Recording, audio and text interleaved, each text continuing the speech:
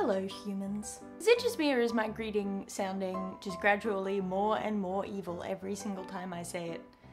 Maybe I really am an evil alien overlord. Hello, I am Dale Kingsmill and welcome to what is the third and possibly final part of my Magic the Gathering Greek mythology series. There's really not a whole lot of information on this last set of 5 gods, so I may just end up doing another video when we actually get some more information to work on. Alright, the blue-red god of storms, Keranos. Keranos seems to be kind of the god of inspiration and prophecy. He's a fairly volatile giver of visions, so he seems to be maybe a little bit Apollo mixed with a dash of the more douchey bits of Zeus. Because I mean, even though Heliod was fairly Zeus-ish, they gave him all of the, I was gonna say good, but let's go with less bad parts of Zeus's character. So I guess they had to shove the extra douchey bit somewhere, and they may be giving it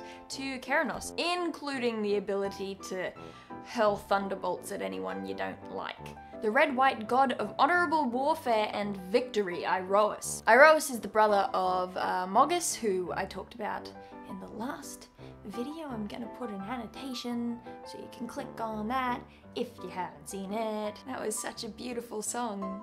I expect to hit the top of the charts any moment. Iroas is the god of victory, and Greek mythology of course does have a god of victory. That would be Nike, the goddess, not the shoe company. But honestly, Iroas doesn't seem to have that much in common with Nike apart from the domain of victory. He's really much more like the war side of Athena, but even then it's more like he's possibly going to be, I don't know, the personification of the Spartan military, if that makes any sense whatsoever. But yes, from the little that we know of him, Iroas seems to be fairly related to Sparta, particularly given that he's the patron god of the city that is the equivalent of Sparta.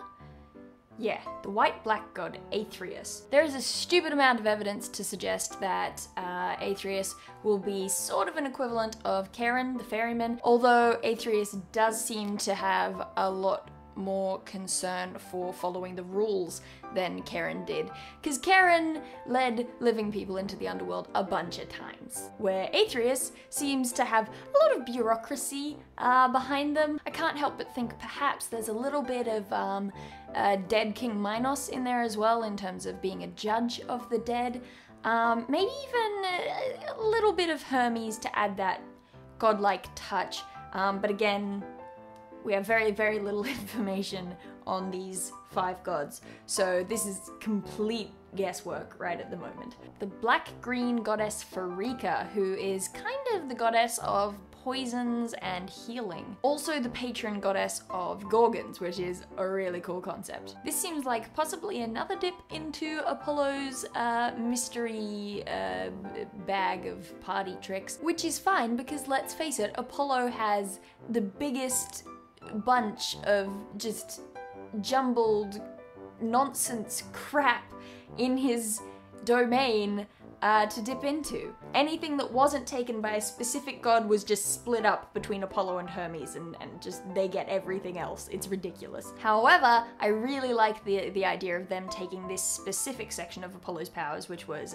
pestilence and healing, and giving it to just one singular goddess, particularly the fact that she's a goddess of Gorgons. That, I don't know, something, the snaky thing and the idea of anti-venom and venom, I don't know, it all just kind of melts together, and I think it really works well. And finally, the green-blue god Crufix. I believe this is the god that started this whole little series. Someone asked me on Twitter who I thought Crufix was an adaptation of, and I ended up falling into the rabbit hole. This is basically, this whole series of videos is basically one big too easily distracted thing. There are references to horizons, time, mornings. I think that Crufix is actually based more on Janus from Roman mythology. Janus is the two-faced god in that one Buffy episode where they all turn into their Halloween costumes. Janus is a god of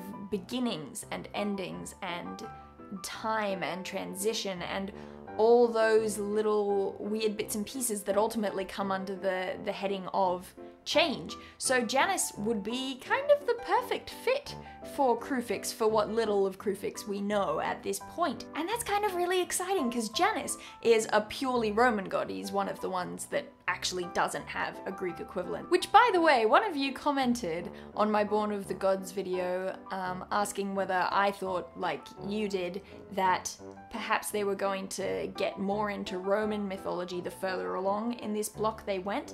And at the time I wasn't sure, and I was like, yeah, maybe, because from the very offset, the creative team on the Theros block said that they were going to look at Greek and Roman, and they didn't want to differentiate too much between the two. But looking at this particular set, I'm wondering if maybe you're right. I know that a lot of you are big into Roman mythology, so if you guys have any Roman counterparts for these Theran gods that you think would fit more than any of the gods that I've been trying to fit in and look at, then totally leave comments telling me who you think these deities are. I might end up doing Magic the Gathering stuff more in the future because a lot of you seem to really like it, which is very cool and exciting. But that's it. I'm done. I will see you guys some other time.